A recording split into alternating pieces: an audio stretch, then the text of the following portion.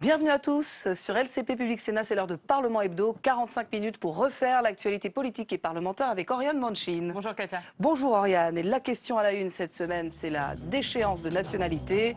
Les parlementaires travaillent pour tenter de trouver un compromis sur ce sujet qui divise à gauche et à droite et que François Hollande souhaite inscrire dans la Constitution en réponse aux attentats de novembre.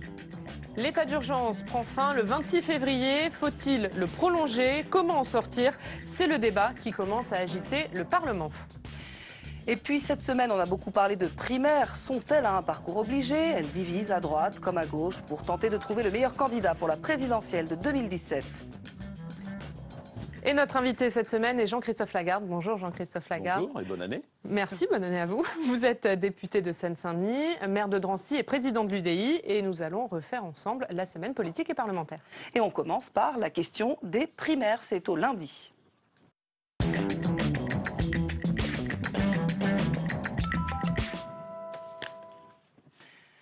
C'est un appel lancé à la une du journal Libération qui a agité la gauche. Une cinquantaine de personnalités demandent l'organisation d'une primaire de la gauche et des écologistes. Jean-Baptiste Daoulas. Les primaires ouvertes figurent bien dans les statuts du PS, mais tout est fait pour que le parti n'en organise pas en 2016. Premier verrou, politique, le PS récuse l'idée d'une primaire de la gauche qui se ferait sans lui. Soit c'est la primaire de toute la gauche, on va dire de Macron à Mélenchon. Mais je ne suis pas sûr que tous les acteurs soient d'accord. Soit c'est une primaire pour départager Cécile Duflot, Pierre Laurent et Jean-Luc Mélenchon, et vous comprendrez que les socialistes n'en soient pas. Deuxième verrou, sur le calendrier, François Hollande se laisse jusqu'à la fin 2016 pour inverser la courbe du chômage. Sinon, il ne sera pas candidat. Si, après 5 ans, un président de la République n'arrive pas à atteindre l'objectif qu'il s'est fixé pour être élu, eh bien, il ne peut pas être de nouveau candidat à la responsabilité suprême du pays. Conséquence, François Hollande décidera d'une éventuelle candidature bien après la date limite pour organiser une primaire ouverte. Enfin, Jean-Christophe Cambadélis a prévu une diversion avec son projet d'une grande alliance populaire à gauche. Il prévoit une grande convention à l'automne, soit exactement au moment où des primaires pourraient avoir lieu.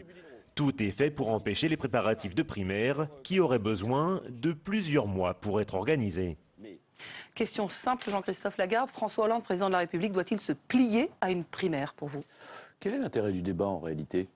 Le débat lancé par un certain nombre de personnalités sur la primaire à gauche, c'est quoi? C'est d'abord le constat que François Hollande a fait inscrire dans les statuts du PS une règle qu'il entend ne pas appliquer, une fois de plus. Qu'il avait dit dans la primaire de 2011, je crois, que naturellement un président de la République, qui s'adressait à l'époque à Nicolas Sarkozy, devrait s'y plier.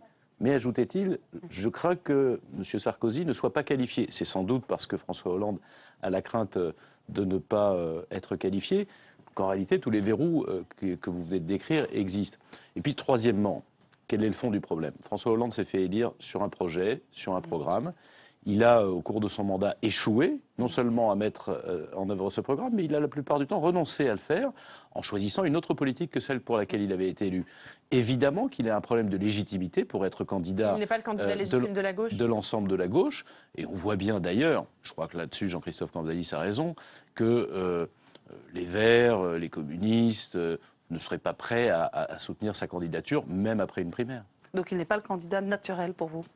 Il est naturellement capable d'être candidat puisqu'il est président de la République sortant, et il le sera. Ça fait déjà pratiquement 1 an qu'il est en campagne, qu'on ne gouverne plus réellement, qu'on vide l'ordre du jour du Parlement, qu'on ne réforme plus dans notre pays. Donc il sera évidemment candidat. Est-ce que l'ensemble de la gauche considérera que c'est son candidat? Manifestement non. Est-ce que vous pensez qu'en 2017, Jean-Christophe Lagarde, le match entre la gauche et la droite va se jouer au premier tour? Quand on regarde le résultat des élections régionales, avec malheureusement une si forte présence de l'extrême droite, il y a une très forte probabilité pour qu'au second tour l'extrême droite soit présente et que ce sont donc au premier tour qu'on choisisse d'une part celui qui affrontera l'extrême droite et je l'espère, celui qui l'emportera face à l'extrême droite. Le pire, entre guillemets, moi je souhaite un changement, mais je ne veux pas un changement en pire. Le changement qui verrait Mme Le Pen élue présidente de la République, ça serait, alors là pour le compte, la déroute et l'impasse totale, parce que ce serait un échec économique, social, diplomatique et même moral pour notre pays. Alors revenons, si vous le voulez bien, au sujet, le grand sujet de cette semaine, l'emploi, puisque lundi toujours, le gouvernement a mis le cap sur l'emploi. Représentants des syndicats du patronat ont été reçus à Matignon pour tenter d'avoir des détails sur le plan d'urgence qui sera bientôt annoncé pour l'emploi. Elsa Mondagava. Il reste moins d'une semaine à François Hollande pour finaliser son plan d'urgence pour l'emploi. Hier, ce sont le Premier ministre Manuel Valls et la ministre du Travail Myriam El Khomri qui ont mené une journée de concertation avec les partenaires sociaux pour évoquer les pistes prévues. Nous ferons un certain nombre de propositions concernant la prime à l'embauche, en tout cas tout ce qui facilite davantage l'embauche, notamment pour les petites entreprises. Mais là encore, il y a détails et des mesures à examiner. Aide à l'embauche et formation de 500 000 chômeurs. Insuffisant pour le patronat qui a lancé l'offensive sur le contrat de travail en réclamant un CDI agile. Je pense qu'il faut arrêter de faire en effet des mesures sociales. Il faut partir de l'entreprise et du chef d'entreprise. Le marché du travail est bloqué en France. On a peur d'embaucher parce qu'on ne sait pas licencier. François Hollande détaillera son plan lors de ses vœux aux forces économiques lundi. Pour la ministre du Travail, l'engagement du chef de l'État tient toujours. Oui, je pense que la courbe du chômage s'inversera en 2016. Pour l'opposition, ces mesures servent à faire baisser artificiellement le nombre de chômeurs. Ce n'est pas un plan sur l'emploi, c'est un plan qui vise à retirer des statistiques du chômage des demandeurs d'emploi. Voilà, il n'y a aucune proposition en faveur de l'emploi, simplement ça vise à retirer des statistiques des demandeurs d'emploi. Le gouvernement entend montrer que l'emploi reste une priorité. Le 9 mars prochain, Myriam El Khomri présentera en Conseil des ministres sa réforme du Code du travail. Alors, 500 000 formations en plus pour les chômeurs et des mesures pour l'emploi. Est-ce que vous pensez que ce sont de vraies mesures ou des mesurettes? Qu'est-ce que vous dites sur ce plan? Pourquoi ça ne marcherait pas? Première chose, qu'un gouvernement qui est au pouvoir depuis 4 ans en soit à faire un plan d'urgence pour l'emploi, alors que depuis le début du mandat, et pendant sa campagne électorale, M. Hollande disait l'emploi est ma priorité. Si le sujet n'était pas aussi grave, on en viendrait à espérer que ça soit plus sa priorité, parce qu'avec près de 600 000 chômeurs de plus depuis qu'il gouverne, très franchement, sa priorité, c'est un échec. C'est la première observation, parce que ça commence à m'agacer, le cinéma qu'on nous fait, avec une succession de plans, de mesures qui visent à retourner, nous disait-on, à inverser la courbe du chômage, alors que malheureusement, celle-ci ne cesse d'augmenter. Et ce, au moment où, dans le reste de l'Europe, la croissance et l'emploi sont repartis. Ça veut dire qu'en réalité, le problème, il est franco-français. Alors, qu'est-ce qui ne va pas? On passe son temps dans le débat politique français à dire que c'est l'Union européenne le problème, sauf que l'Union européenne est en train de voir les pays, y compris qui ont été plus gravement touchés par la crise que nous, de repartir et de redémarrer. La France reste en panne. Et ça, c'est la responsabilité de François Hollande. Et c'est certainement pas avec deux catégories de choses. Une mesurette qui est une prime de 2 000 € à l'embauche. D'ailleurs, c'est absurde. Qu'est-ce qui, aujourd'hui, bloque réellement la capacité de créer des emplois? La compétitivité de nos entreprises. Ce n'est pas un chèque, une fois, qui permet de rétablir la compétitivité. Ce sont du saupoudrage, ces mesures? Pourquoi répond-on? Non, c'est de la com. Pourquoi répond-on à une mesure, par une mesure ponctuelle, à un problème global qui est le coût du travail, qui est le temps de travail et qui est le contrat de travail? D'ailleurs, à chaque fois qu'il parle de réformer pour favoriser l'emploi, on observe qu'à chaque fois, on évacue le problème du temps de travail, on évacue le problème du contrat de travail et on évacue le problème du coût du travail. Vous dites qu'il faut baisser encore plus les charges, il faut aller plus loin dans la baisse des charges. Moi, je dis une chose simple. Notre système de protection sociale est financé aujourd'hui sur le travail des Français. Et c'est ce qui handicape la compétitivité, c'est ce qui crée de plus en plus de chômage. Et nous devons changer radicalement le financement de la protection sociale qui ne doit plus peser sur le travail des Français, mais sur la consommation. C'est ce que nous disons depuis des années. Évidemment, ce pouvoir n'a pas pu l'entendre. C'est ce que nous voulons aussi porter devant les Français, en disant, pour mettre à égalité un salarié français et un salarié qui est à l'extérieur de notre pays et dont nous achetons les produits, parce qu'on achète beaucoup de produits d'importation, on a besoin que ce ne soit plus le travail des Français qui finance la protection sociale des Français. Deuxième observation, si vous le permettez. On se retrouve avec l'affaire des 500 000 apprentis. C'est du bluff et c'est du pipeau. C'est du bluff et c'est du pipeau. Je le dis clairement. La réalité, c'est que l'objectif de François Hollande, puisqu'il a dit, vous le montriez avant, qu'il ne serait candidat à l'élection présidentielle que s'il a réussi à faire baisser le chômage, c'est qu'il veut sortir ces 500 000 personnes des statistiques du chômage. Aujourd'hui, pardon d'être technique, ils sont en catégorie A. S'ils sont en formation, ils sont en catégorie D. Et on vous dira, vous voyez, il y a 500 000 chômeurs de moins. C'est même irrespectueux pour les gens qui vivent le drame du chômage. C'est de la manipulation statistique, politique, au mépris du drame que vendent ces gens-là. Il serait temps que le gouvernement se décide de tout remettre à plat. Mais comme je le disais tout à l'heure, à maintenant, je crois, 16 mois de l'élection présidentielle, ce qu'ils n'ont pas fait au cours des 4 dernières années, ils ne vont pas s'y mettre puisqu'ils sont tétanisés par la future candidature de M. Hollande. On va passer au mardi, Jean-Christophe Lagarde. Mardi, jour de reprise pour le Parlement.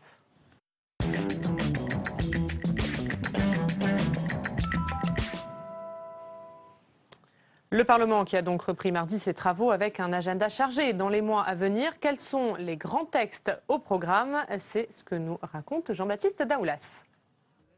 Premier texte important, à la fin janvier, la République numérique portée par Axel Lemaire. Une loi pour améliorer l'accès à Internet et protéger les données personnelles. Un intermède numérique avant un programme largement consacré au terrorisme et à la sécurité. La réforme de la Constitution voulue par François Hollande sera discutée au mois de février, avec le recours à l'état d'urgence et à la déchéance de nationalité inscrit dans la Constitution. Le texte devra être voté dans les mêmes termes au Sénat et à l'Assemblée nationale. Autre projet de loi lié aux attentats, une réforme de la procédure pénale pour muscler les moyens de la police. Un projet déjà contesté par les défenseurs des libertés publiques. Agenda chargé pour la garde des Sceaux, elle qui espère boucler sa réforme sur la justice du XXIe siècle et dont le projet de loi sur la justice des mineurs n'a toujours pas été inscrit à l'ordre du jour. Enfin, les parlementaires se pencheront également sur la lutte contre le chômage avec une réforme du Code du travail très attendue. Le texte pourrait également intégrer certaines mesures de la future loi Macron 2 afin d'éviter un marathon de plus au Parlement. Jean-Christophe Lagarde, on reviendra dans quelques instants longuement sur cette révision constitutionnelle. Mais avant cela, est-ce que François Hollande et l'exécutif sont-ils encore politiquement en mesure de faire des grandes réformes? Bien sûr que non. D'abord, ils ne le souhaitent plus. J'observe que depuis mars 2015, les textes qui sont présentés au Parlement sont des textes secondaires. Disons les choses clairement, il n'y a plus de mouvement, de réforme. Et d'ailleurs, on n'a pas besoin de réforme, on a besoin de reconstruire des systèmes qui aujourd'hui sont périmés et obsolètes. Je le disais tout à l'heure pour la protection sociale, c'est vrai aussi de l'éducation nationale. Souvenez-vous, le ministre de l'Éducation nationale de l'époque, dont le nom m'échappe, avait dit on va réformer les rythmes scolaires. Alors on a un petit peu changé la fin de journée, on a perturbé, ça a coûté très cher aux collectivités locales pour rien. Il devait aussi transformer les vacances. Où est passée encore cette politique? On voit bien qu'il n'y a pas de vision, il n'y a pas de capacité de nouvelle architecture. Et c'est de nouvelle architecture dont la France a besoin, en réalité. Et pas de ces bricolages successifs qui, en réalité, maintenant, ont pour vocation à ne vexer personne, à ne fâcher personne, de temps en temps à distribuer quelques cadeaux, notamment fiscaux, avant l'élection présidentielle. C'est triste parce que la France va perdre les 16 mois qui viennent. Mais le fait, par exemple, que certaines mesures de la loi Macron 2, qui devait être la loi Macron 2, viennent s'ajouter à la réforme du Code du travail, pour vous, c'est aussi du bricolage? Mais même dans la loi Macron 1, c'est du bricolage. Qu'est-ce qu'il en reste? Qu'est-ce qu'il en reste? Le fait qu'on ait le droit de concurrencer les trains avec des lignes de bus? Le fait que, on puisse passer de 5 dimanches par an à 7 ou 12 dimanches par an ou 10 dimanches par an? Vous pensez que ça réforme l'économie française? Ce sont des mesures qui, de mon point de vue d'ailleurs, ne devraient même pas passer par la loi. Y compris la réforme du Code du travail? Mais qu'est-ce qu'il y a dans la réforme du Code du travail? Je viens de vous dire tout à l'heure, ils évacuent a priori tout ce qui est discussion sur le temps de travail, alors que c'est un vrai sujet. Tout ce qui est discussion sur la nature du contrat de travail, les 17 contrats de travail, les 17 types de contrats de travail existants, qui déjà créent un brouillard pour le chef d'entreprise qui veut embaucher, qui ne sait pas auquel se référer, quelle est la sécurité ou l'insécurité qu'il a avec tel ou tel contrat de travail, sur le fait qu'on puisse, dès le départ, prévoir les conditions de la sortie du contrat de travail pour éviter qu'on s'enferme dans l'incertitude des prud'hommes et des jugements ultérieurs pendant des années et des années. Ça bloque. Mais tout ça, c'est évacué. C'est-à-dire, en réalité, assez curieusement... Cette réforme du Code du travail, ce ne sera qu'une... J'appellerais même pas ça une réforme. La réalité, c'est tout ce qui pose problème, tout ce qui est demandé par qui? Par ceux qui créent de l'emploi. Les seuls qui créent de l'emploi sont les chefs d'entreprise, sont les créateurs d'entreprise. Tout ce qui est demandé est écarté. Et vous appelez ça une réforme du Code du travail ? Alors parlons d'un autre sujet, d'une autre réforme qui divise beaucoup et sur lequel le compromis semble difficile. Il s'agit de la déchéance de nationalité annoncée puis confirmée par François Hollande. La mesure s'avère être un casse-tête pour le gouvernement. Explication avec Elsa Mondagava. Un consensus impossible sur la déchéance de nationalité. C'est pourtant la mission confiée par Bruno Le Roux, le président du groupe socialiste, à Jean-Jacques Urvoas et Dominique Rimbourg. Pour le moment, les divisions sont profondes. Rien n'a été tranché. C'est très difficile de vous dire avant de trouver ce que l'on est en train de chercher. Une fois qu'on l'aura trouvé, on vous le dira. Dans l'hémicycle, Manuel Valls sera seul sur scène pour porter le texte, sans l'intervention de Christiane Taubira. Le Premier ministre a réaffirmé que les engagements pris au lendemain des attentats seraient tenus. Le président de la République a annoncé une révision de la Constitution. Nous avons également proposé la déchéance de nationalité pour les personnes condamnées pour un crime constituant une atteinte grave à la nation, sans pour autant créer la situation d'apatride. La déchéance de nationalité pour les binationaux et non pour tous, contrairement à ce que souhaitaient plusieurs voix de gauche. Autre hypothèse pour ne pas diviser, la déchéance ne porterait plus sur la nationalité, mais la citoyenneté. Ce sera donc sans doute soit une déchéance de nationalité étendue à tous les Français, soit une déchéance de citoyenneté. Voilà, en gros, autour de ces deux termes, les choses seront peut-être plus fines dans la rédaction. En tout cas, ce qui est certain, c'est qu'il y aura à la fois le souhait des députés socialistes de respecter les direction donnée par le président de la République. Un équilibre tout relatif car l'opposition ne peut se passer du soutien des Républicains, prêts à voter le texte, à condition bien sûr de ne pas revenir sur l'inscription de la déchéance de nationalité dans la Constitution. La date d'examen n'est pas encore fixée mais devrait avoir lieu au plus tard, début février. Voilà pour ce sujet de Germain Andrieux, donc Jean-Christophe Lagarde, est-ce que vous voterez la révision constitutionnelle? Écoutez, moi d'abord je pense que ce débat est très mal parti. Pardon, même dans la façon dont le sujet est présenté, vous dites ça divise. Non, c'est un débat, c'est pas une division. C'est normal qu'il y ait débat chez les Républicains, au Parti Socialiste, chez nous-mêmes. Non, la division, pardon, c'est pas le débat. Alors le débat est interdit. Ça veut dire qu'on doit toujours être d'accord tous ensemble sur tout. Ben non, c'est pas comme ça que fonctionne la démocratie. D'ailleurs, nous sommes les représentants du peuple français. Les peuples français, il n'est pas d'accord sur tout. Bon. Deuxième chose, moi, je vais vous donner mon sentiment personnel. Je suis pour la déchéance de nationalité de tous les terroristes condamnés, quelle que soit leur nationalité. Et je voudrais faire observer la chose suivante. C'est qu'en France, nous avons un principe normal qui est l'individualisation de la peine. À chacun, une peine qui peut être différente. Mais l'individualisation de la peine, elle ne peut pas se faire en fonction de votre nationalité. Et avoir deux types de sanctions à tous les Français. À tous les Français. Deuxième observation, il se trouve qu'on me dit ça va créer des apatrides. D'abord, on en a le droit. Et pardon, aujourd'hui, dans le droit français, il existe déjà des mesures qui permettent de faire des apatrides, ce qui démontre d'ailleurs que cette réforme constitutionnelle n'était pas indispensable. Troisième observation, je ne vois pas pourquoi un certain nombre de parlementaires s'acharnent à vouloir faire en sorte qu'un terroriste puisse avoir des privilèges dans sa condamnation, simplement parce qu'il ne serait que français. Celui qui a deux nationalités n'aurait pas le même privilège que celui qui serait français. Alors qu'en réalité, ces gens-là nient tout ce qui représente la France, toutes les valeurs qui nous sont chères et qui nous font vivre ensemble, et qu'ils combattent ces valeurs et notre pays. Je ne vois pas au nom de quoi on peut obliger le reste du peuple français à dire que ces gens-là qui nous combattent, qui nous rejettent et qui nient tout ce qui font que nous sommes français, font partie de la famille.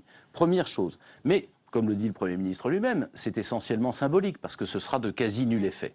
La deuxième chose, et qui elle ne serait pas symbolique, et que nous devrions faire, et pour laquelle je milite, c'est qu'il y ait une peine d'indignité nationale pour ceux qui sont partis apprendre le terrorisme, la barbarie, la guerre contre nous, la haine de la France, bien évidemment, parce que ça nous permettrait, en l'occurrence, de conditionner leur éventuel retour quand ils souhaitent revenir, de l'encadrer, voire de le refuser. Et ça aurait un effet très direct qui permettrait de contrôler. Parce qu'un Français qui est parti apprendre la haine, la barbarie et le terrorisme dans ces contrées de Syrie et d'Irak, au sein des rangs de Daesh, par exemple, il peut revenir quand il veut. Et on me dit, ah ben on va les enfermer. Tu parles? Qu'est-ce qu'on sait réellement de leurs activités là-bas? Quels moyens avons-nous de les incriminer?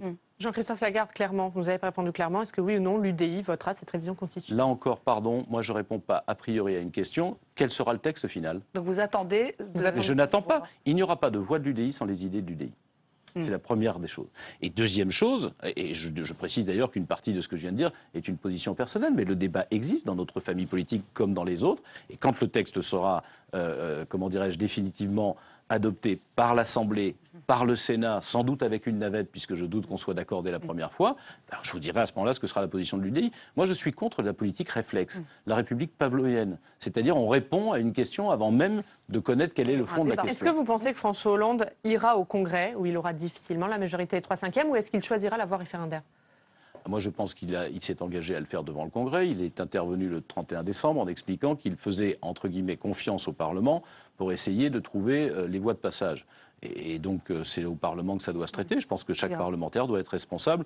Je ne suis pas sûr qu'il y ait besoin d'un référendum pour ça, parce que, alors qu'il faudrait montrer une unité nationale et un consensus pour faire face au terrorisme qui nous agresse, un référendum, par définition, ça divise, et bien souvent, les Français répondent à une autre question que celle qui leur est posée. On va passer tout de suite au mercredi.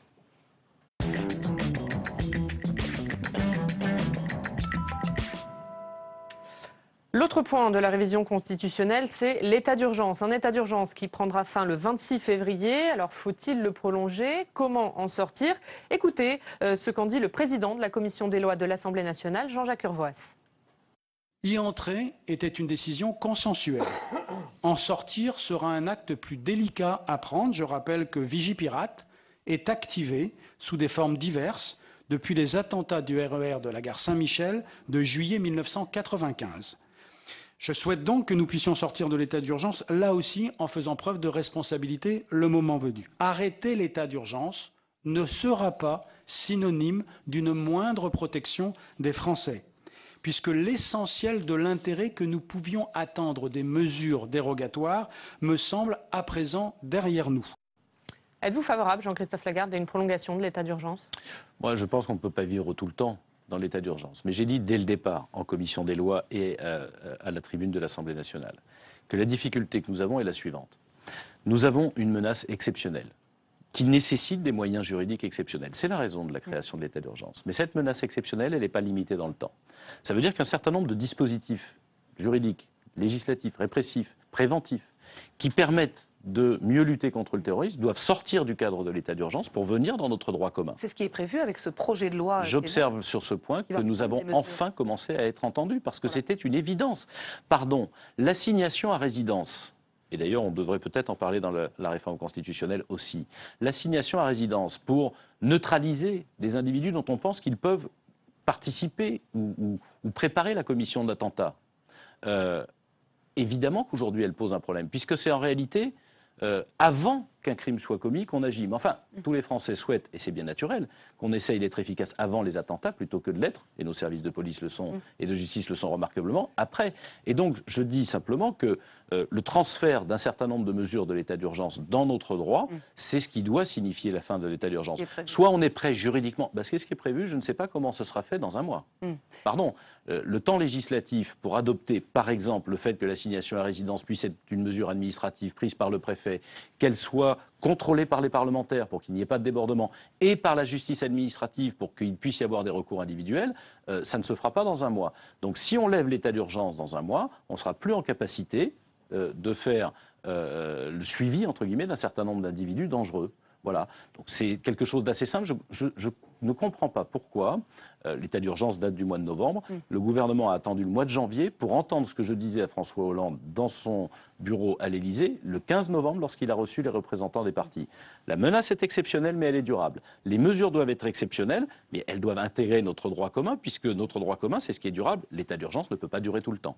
Alors, parmi les menaces, il y a cette agression cette semaine d'un enseignant juif agressé à la machette à Marseille. L'agresseur, un jeune Turc de moins de 16 ans d'origine kurde, dit avoir agi pour le compte de l'État islamique. L'agression terroriste a relancé le débat sur le port de la kippa. 2 députés l'ont mise en guise de solidarité à l'Assemblée. Écoutez Claude Guesguen. Aujourd'hui, moi qui ne suis pas juif, j'ai mis une kippa par solidarité.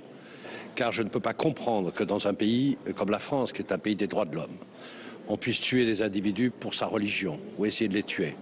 Ce geste que je fais à l'égard des juifs, je le ferai aussi à l'égard des musulmans ou des chrétiens. Vous savez, l'esprit Charlie a des inconvénients et des avantages. La religion, ce n'est pas la religion qui tue, ce sont les hommes qui tuent. Et je ne voudrais pas que parce que on a une agression de ce genre, on soit dans une régression historique, que les autres pays nous regardent avec attention. Faut-il retirer sa kippa par mesure de sécurité ou au contraire le faire, comme le dit le député de votre parti, Meyer Habib? Mais pardon, je n'ai évidemment aucun commentaire à faire sur quelque chose qui concerne la communauté juive. Le débat sur le port ou le non-port de la kippa, pardon, il appartient à la fois aux autorités du judaïsme en France et en même temps, je crois, à chacun des membres de la communauté juive. J'ai entendu différents arguments, je ne crois pas que la politique doive s'immiscer là-dedans. Là où la politique a sa place, là où l'État a son devoir, c'est qu'évidemment, il est inadmissible, invraisemblable qu'en 2016, dans notre pays, on doive avoir ce débat, se cacher ou pas pour assurer sa sécurité. Et le devoir de l'État, c'est à la fois de tenir un discours de fermeté absolue, de laïcité, c'est-à-dire de faire en sorte que chacun puisse croire ou ne pas croire, suivre sa religion de façon calme, apaisé, conforme aux lois et sans être mis en danger. Le trouble qui saisit la communauté juive, il doit être le trouble de l'ensemble de la communauté nationale. Et de la même façon, si c'était demain un catholique ou un musulman, cette atteinte-là, c'est la plus grave. Et l'État, son devoir, c'est évidemment de tenir ce discours, c'est de traquer, de sanctionner et de réprimer tout individu qui prônerait ce type de discours ou qui évidemment, comment dirais-je, commettrait un acte, comme c'est le cas de l'adolescent en question. Ces gens-là doivent être neutralisés, tant par le discours que par les sanctions qui doivent être adoptées. On entend ce que vous dites sur le fait que vous ne voulez pas vous immiscer dans les affaires de la communauté juive. Néanmoins, le président du consistoire, Joël Mergui, demande aux parlementaires de montrer l'exemple et de porter la kippa. Est-ce que vous pourriez le faire? Et est-ce que le Parlement et au-delà, les citoyens doivent plus se mobiliser pour soutenir la communauté juive? Il y a deux questions dans votre question. La première, est-ce que je dois porter la kippa? Je ne le crois pas. Je ne le crois pas parce que... si ce n'est l'effet tactique de diluer les cibles, entre guillemets, potentielles que je recherche quelques tarés, je ne vois pas l'intérêt. À l'inverse, est-ce que l'ensemble de la communauté nationale doit se mobiliser? Oui. Et là, pour le compte, j'aurais souhaité qu'un rassemblement républicain de toutes les forces politiques soit organisé. C'est au rôle du gouvernement de le faire pour montrer que la République française, ça ne peut pas être ça.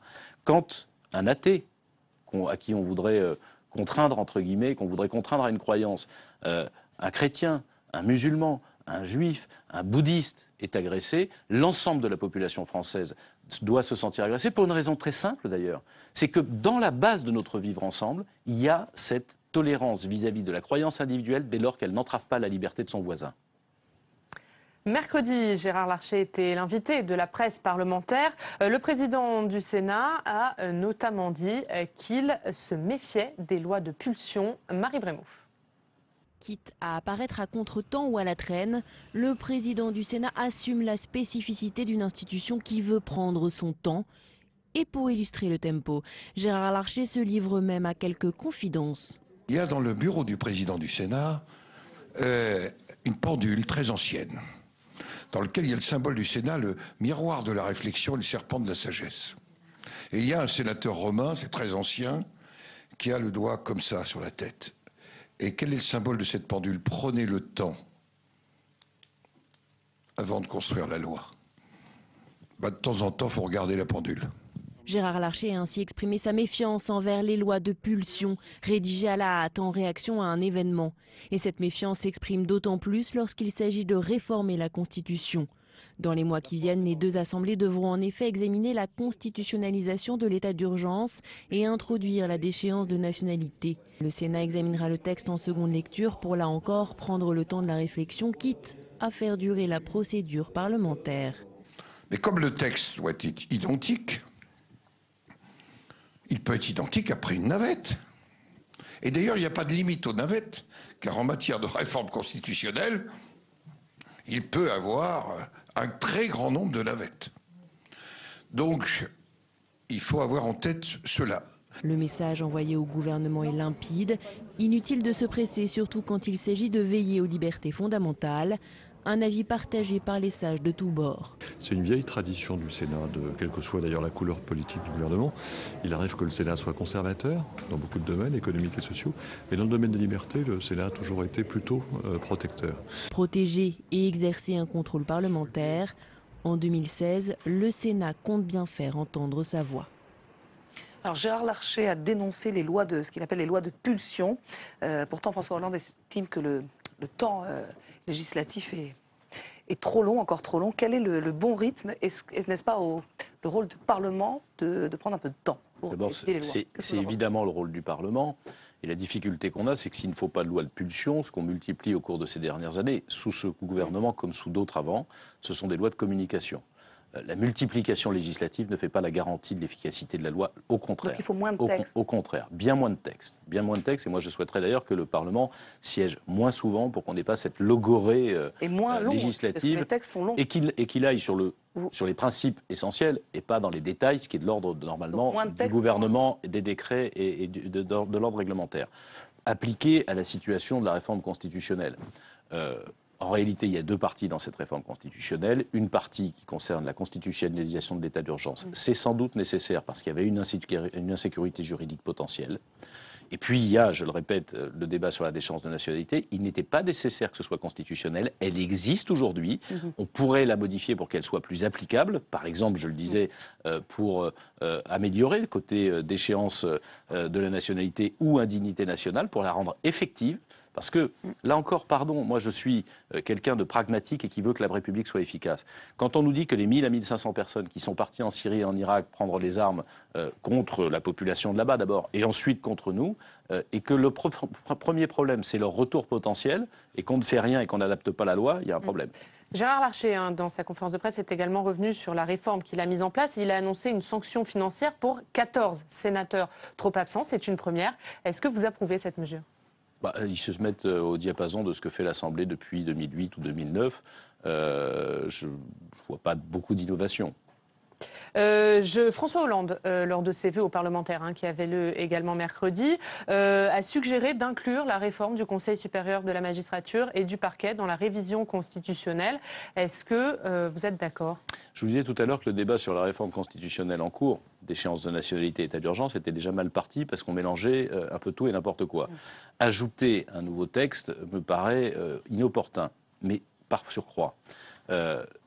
Comment est-ce que ça aboutirait ? Le Sénat, en 2013, a déjà dit son opposition à la réforme souhaitée par le gouvernement. Et donc ça veut dire qu'il n'y aurait pas de majorité au Congrès. Ça sert à quoi de ressortir sur la table? On nous dit d'un côté il faut faire consensus, on voit déjà les débats que ça peut créer, et on sort quelque chose qui là pour le compte fait dissensus. La réforme du CSM, le changement de sa composition, nous sommes contre. Nous l'avons dit au Sénat, nous l'avons dit à l'Assemblée nationale. En revanche, ce qui nous paraît possible d'inclure et qui là pourrait faire consensus, c'est une réelle indépendance du parquet. C'est-à-dire que désormais, les procureurs ne soient nommés que sur avis conforme du Conseil supérieur de la magistrature, ce qui permettrait une indépendance politique, une indépendance vis-à-vis du pouvoir politique, et qui nous permettrait également de remplir nos engagements internationaux. Vous savez bien qu'on reproche à la France ce système où le parquet peut obéir, et obéit souvent en réalité, aux ordres du ministre de la Justice, quoi qu'elle s'en défende d'ailleurs. Justement. On va passer au jeudi tout de suite, Katia.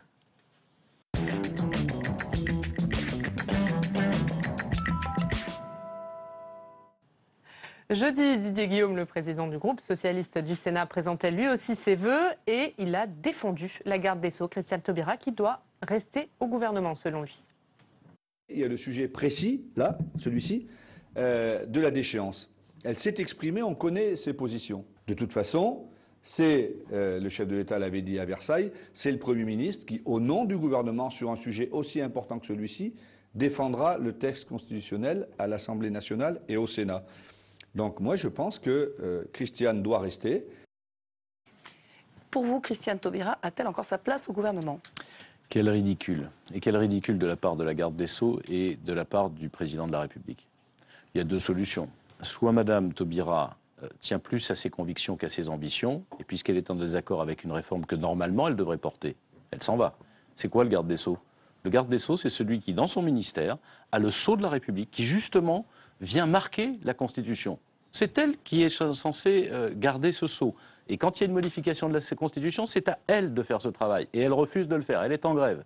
Alors parce qu'elle est en grève, on va mettre le Premier ministre comme remplaçant sur les bancs de l'Assemblée, immobilisé là. Je croyais qu'il avait autre chose à faire et d'autres urgences sur l'emploi, sur la lutte contre le terrorisme et sans doute quelques autres. Deuxième chose, le président de la République fait un discours, applaudi à la quasi-unanimité de l'Assemblée et du Sénat. Il le fait à Versailles au mois de novembre. La garde des Sceaux, qui ne trouve pas entre le mois de novembre et le mois de janvier à redire, finit par dire « je ne suis pas d'accord ». Elle n'a pas le courage de s'en aller. Elle préfère ses ambitions plutôt que ses convictions. C'est au président de la République au moins d'assumer ses responsabilités et très clairement de mettre fin à ses fonctions. Vous vous rendez compte qu'elle va être sur les bancs de l'Assemblée nationale à demander aux parlementaires de droite, du centre et de gauche de voter un texte tout en disant que ce texte, elle est contre? Mais est-ce qu'on a l'impression qu'on revalorise la fonction publique, la fonction politique, la fonction ministérielle? Je trouve ça lamentable. Jean-Christophe Lagarde, on accueille sur ce plateau Jim Jarassé. Bonjour Jim. Bonjour Katia, bonjour. C'est l'heure tout de suite, Jim, de la loupe du SCAL.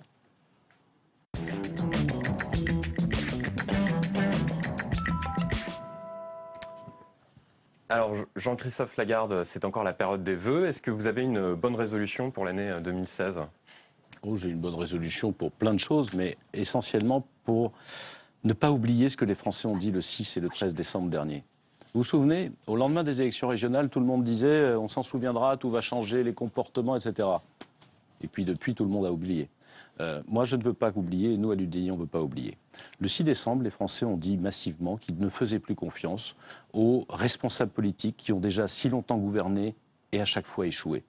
Et le 13 décembre, ils sont venus dire aussi en masse que pour autant, ils ne voulaient pas de l'extrême droite.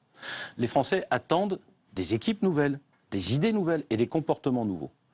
Et c'est cela que je souhaiterais pour l'année 2016, de faire en sorte qu'on puisse sortir des faux débats de la vie publique, j'en ai essayé d'en soulever un ou deux, et rentrer dans la réalité de ce qui est nécessaire pour que notre pays se redresse. C'est quand même ça la première des choses, et c'est certainement pas les bricolages politiques qui le permettront. Alors votre année de 2016, vous l'avez commencé début janvier par un déplacement à Lille. Vous avez rencontré Xavier Bertrand, qui est le nouveau patron de la région Nord-Pas-de-Calais et Picardie. Il vient de démissionner cette semaine de l'Assemblée pour respecter ses engagements sur le non-cumul.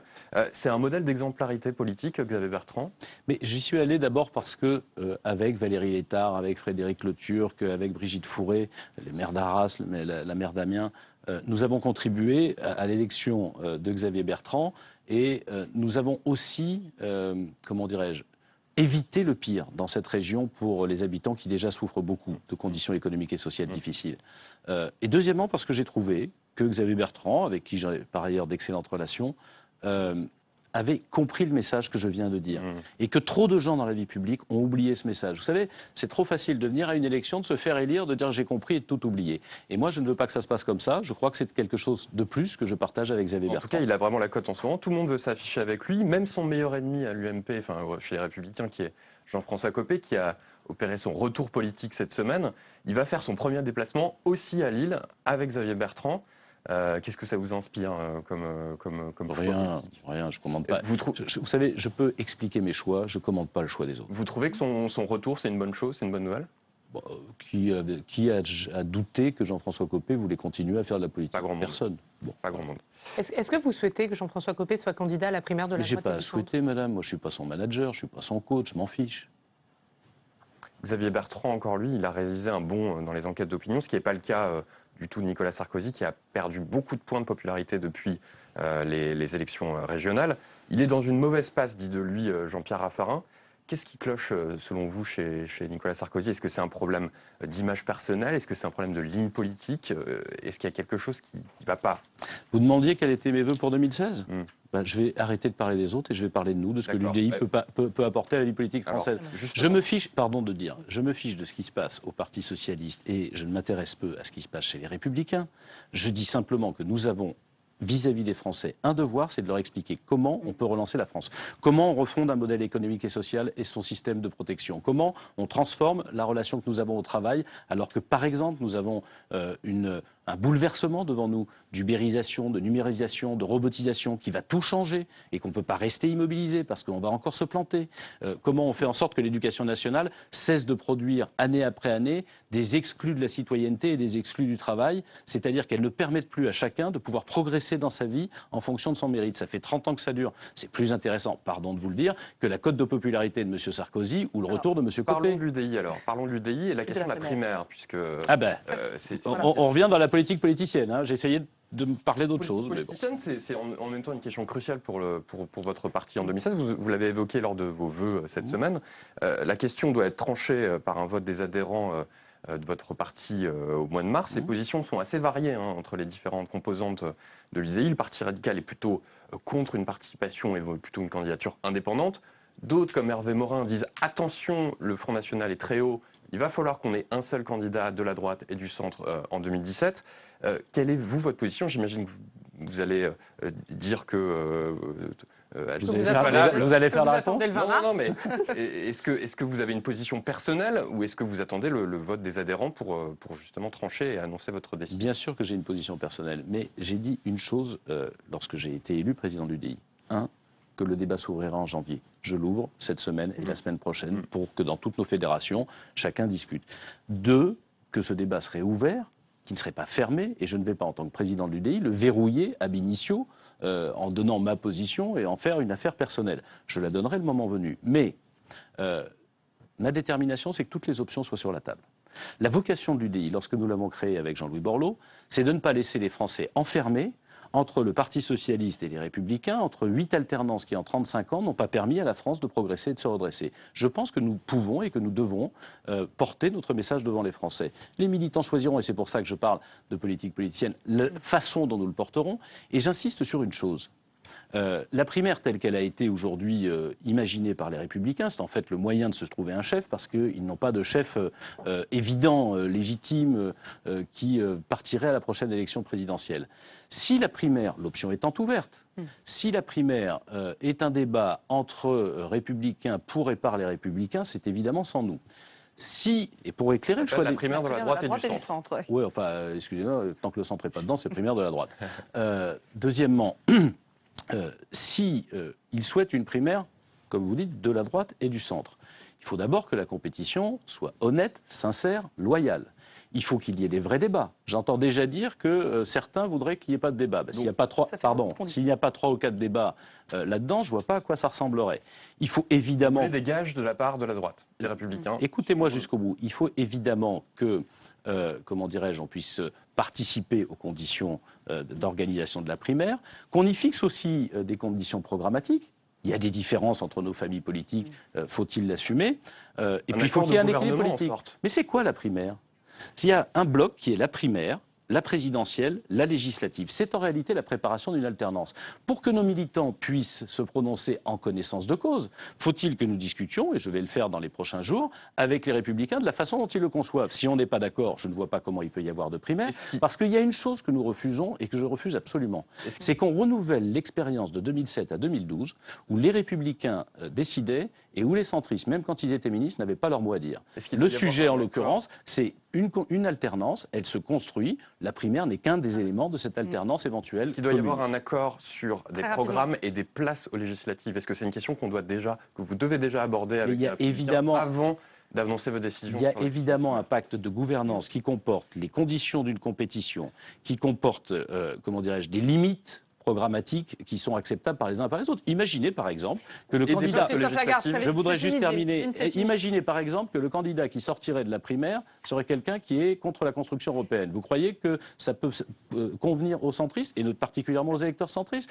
Donc, et ensuite, il y a évidemment un équilibre politique, législatif notamment, qui doivent être envisagés. C'est un bloc. Et donc, avant que les militants fassent le choix, il faut connaître les conditions de ce choix. Merci beaucoup Jean-Christophe Lagarde. Et merci Jim Jarassé. Merci Katia. donc Parlement Hebdo, on se retrouve la semaine prochaine. Très bonne journée.